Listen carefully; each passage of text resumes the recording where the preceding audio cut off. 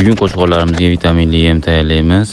Birinchi, dravlikadan chiqarilgan somonni yaxshilab yayib olamiz. Yayganimizdan keyin ustidan siylisimizni yayib, yaxshilab aralashtiramiz. Yaxshilab aralashtirsak, siylisni namini somon o'ziga singib oladi. Singib olgandan keyin qo'shqonlarni tayancha chilta-chilta bo'lib ketmaydi. Yaxshilab aralashtiramiz. Tezligimga e'tibor bermanglar. Bunchalik tez emasman, lekin tez ishlayman, bunchalik tez ishlayman. Prosta videomiz cho'zilib ketayotgani uchun tezlashtirib qo'yganman. Tezlagan deb hayron bo'lmanglar.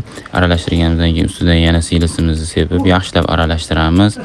Yaxshilab aralashtirganimizdan keyin qo'shqonlarga berishni boshlaymiz. Qo'shqonlarga berganimizdan keyin ustidan kepay sepib olsak, yaxshilab zo'riydi, maza qilib yeyishadi. O'zlarini ko'rishlari mumkin. Qo'shqonlar mehr bilan siylishayotganini ko'rishlari mumkin. Bizni kuzatishda davom etinglar. Bundan qiziq videolar yaxshi chiqaramiz.